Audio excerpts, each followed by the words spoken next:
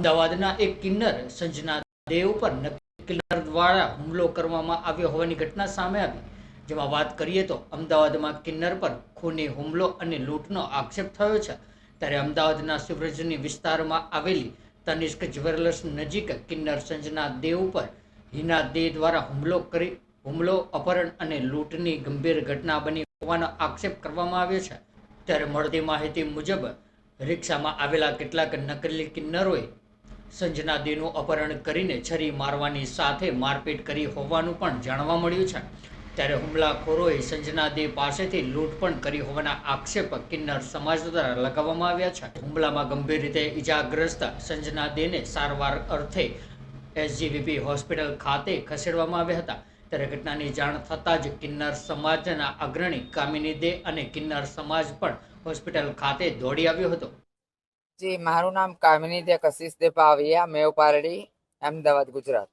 બનાવ એવું હતું કે અમારા કઈક લુખ્ખા તત્વો છે જે દિલ્હી દરવાજામાં રહેશે. રાજુ દલ્લા એનું નામ છે.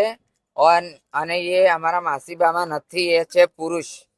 એ પુરુષો જે અમારા સમાજ બહાર કરેલા કિન્નરોના હોય, ટોળકી જાણે કે કોઈ ભોપાલથી, કોઈ દિલ્હીથી, કોઈ પંજાબથી, એવા બધા જે સમાજનું મર્યાદા પાર કરતા હોય, જે સમાજ જેને બેદખલ કરી દીધી હોય, એવા લોકોને ભેગા કરી કોન્ટેક્ટ કરી એક મોટું રેકેટ ચલાવે છે. અને જેના ને તેના જે હોય એરિયા ઇલાકામાં જઈને કોઈને છોકરા થયા હોય, ના હોય, હજી પેટમાં જ છોકરું હોય, અહીંયા નંગાઈ કરી અને પૈસા લઈ લે છે, ઉઘરાઈ લે છે. સેટેલાઇટ, અંબાવાડી, નરોડા, કેટલી જગ્યા. નરોડામાં એક જણ એમાં આલિયા માસી કરીને છે, એના તો આખા 9 કેસ છે ચોરીના. અને એ કાયદેસર કિન્નર નથી, એ નકલી છે. એની ડીપલી ચાર્જ થવું જોઈએ. અને અમે અસલી કિન્નરોની અંદર આ જે લડાઈ ઝઘડા સંઘર્ષ ચલી રહ્યું છે, એ તો અમારું કાલ મટી જશે.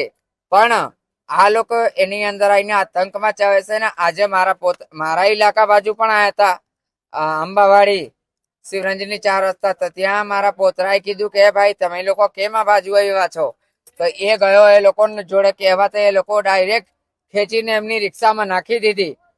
રિક્ષામાં નાખી અપહરણ કરી અને એને છારા મારી અહીંયા ગલા ઉપર અને રસ્તામાં આગળ જઈને ફેંકી દીધી એ લોકોએ. આ રીતના આજના ઘટના છે. તો અમારે સાહેબ શ્રીથી એટલું જ વિનંતી છે કે અમને ન્યાય આપો. અને દિલ્હી દરવાજામાં કોઈ માસીબાનો અખાડો નથી. અહીંયા નકરું ગુંડાઓને જમાવટ હોય છે.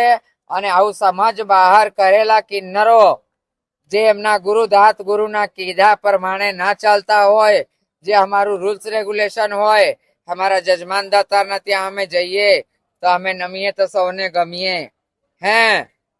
એ લોકો એનું ભેસ ફાયદા ઉપાડીએ ને બહુ જ ફાયદા ઉપાડે છે. અને મેન ડીલર એમાં છે રાજુ ઉર્ફે દલ્લો, જે પુરુષ છે. અને એક લૈલા કરીને છે, જે સીસીટીવી ફૂટેજમાં રહીને આ બધા નાના છે, એમને હજી બુદ્ધિ નથી એટલી બધી. એવા લોકોને મોકલી અને ગુંડાઓ સાથે મોકલી. ગુંડાઓની રિક્ષા પાછળ જ હોય છે. તમે સીસીટીવી કેમેરા બધે ચેક કરજો ત્યાં સાહેબ, બધું આવી જશે. દૂધ ને દૂધ, પાણી ને પાણી.